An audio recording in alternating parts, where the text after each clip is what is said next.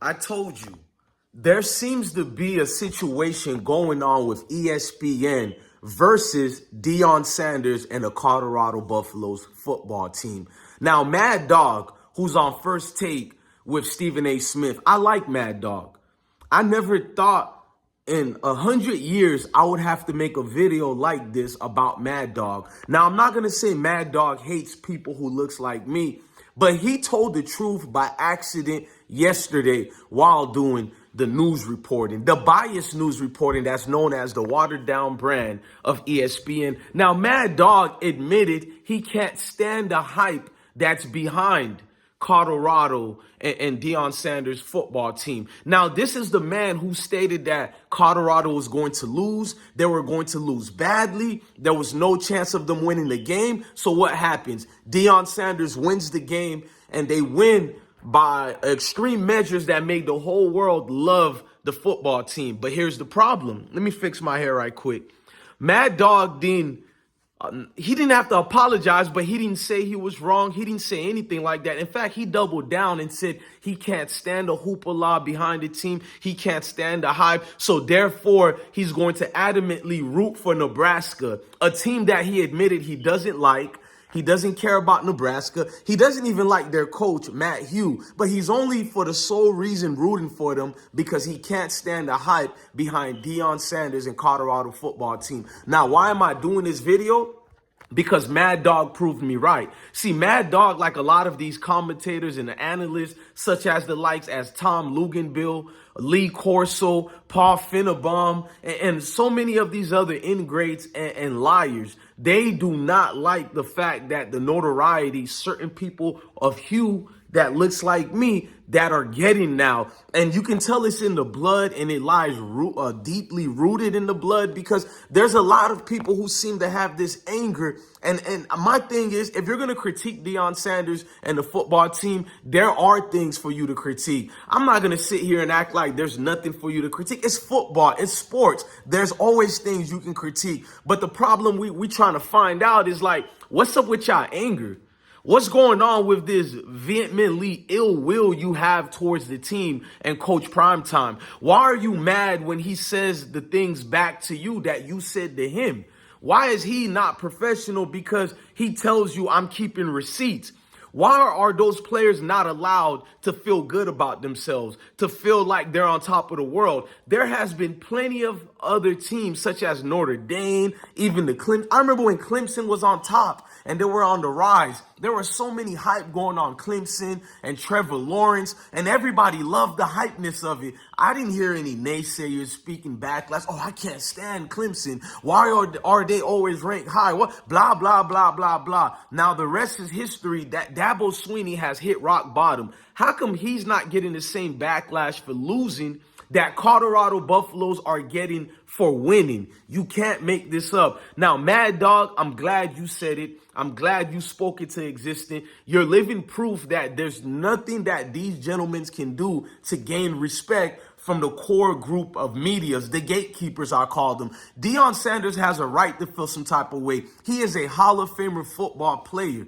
He is not just saying these things because Deion Sanders is not professional or not tasteful towards the media. He has the utmost respect. Deion Sanders has been quiet about the shots he's been taking from ESPN and their failed analysts, employees. He's been quiet about it. He's seen everything, and he didn't say anything, and you guys continued to pounce on him and pounce on him. And now he finally says something of after 7 to 8 months, to me, really 3 months. 3 years. Because 3 years you guys been going in on him, but he didn't say anything for 7 to 8 months. And he finally says something. Now the whole world of analysts hate him. And it's a particular group of people. Let's just be honest. And I would admit, it's not just a certain group of people who look a certain way. It's all of them who work for ESPN. Even people who looks like me are going in on Deion Sanders. Because let's just be honest, people who look like me have a prime jealousy of other people of the same hue, meaning it's crab in the barrel mentality. But we're speaking about people like Mad Dog.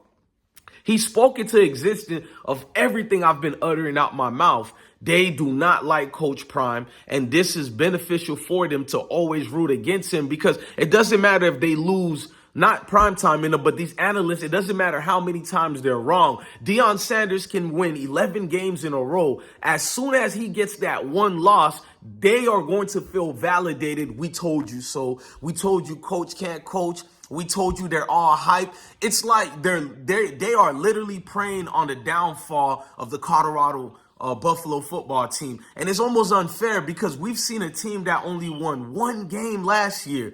19 losing seasons out of 20 seasons. They got 19 losing seasons. You've never seen ESPN or any of these failed analysts ever pay attention to Colorado Buffalo. All of a sudden, now they're experts. You seen Tom Luginbill pretending like he didn't say the worst take in football history, calling Colorado football team the worst football team roster besides UMass, and he even downgraded UMass, which UMass actually won in their first week. And then you got Lee Corso, who doesn't belong on TV anymore. He seems like he took a drink or he's on medications or whatever sort. And I'm not going to get into that because we all got to get old one day, so I'm not making fun of that. I'm just saying when you reach a certain age and you become senile, get them the hell off of TV is what I'm saying. But Lee Corso wants to talk about, oh, when I coached, I was like the player's stepfather. Well, when Deion Sanders coaches, he is not them players' stepfather. He is actually their father, mentor, leader, and he led men better than you have ever led them, Lee Corso. You had a losing record as a coach.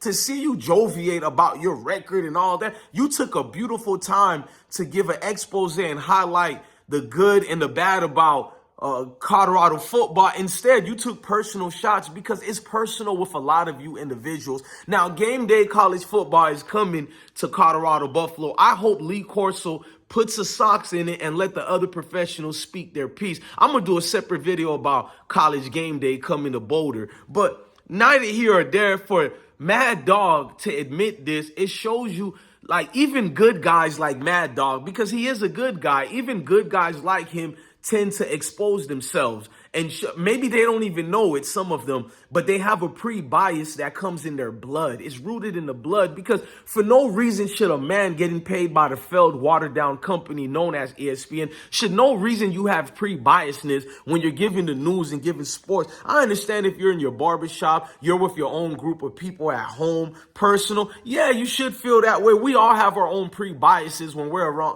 around group of people that look like us or whatever the case may be. But on national television to do this, and for no other reason because you can't stand the hype they're getting, well, Jesus, should they lose every game and not get any hype at all? That will actually make someone like Mad Dog and people who look like him happy. I'm glad it was proven. And once again, ESPN has failed to be a proper organization, one that whom we could respect. I'm not gonna take down some of the things I've said. My Lee Corso video is at 230,000 views. It's going viral in only 2 days. Not because people favor me because of how I look. You got groups of people of all ethnicities and walks of life who all favor that video because you can't get around it. You can't debunk it. It's actually the cold, hard-hitting truth. I'm a journalist. Shout out to Jeff Pearlman who gave me my props. I'm going to be adamantly speaking and being very vocal on this. I'm not a professional victim. I'm a sports lover, and we all should love sports with no biasness coming towards it. Man, y'all keep hitting the like button. Love your family, love your kids, and stay blessed, man.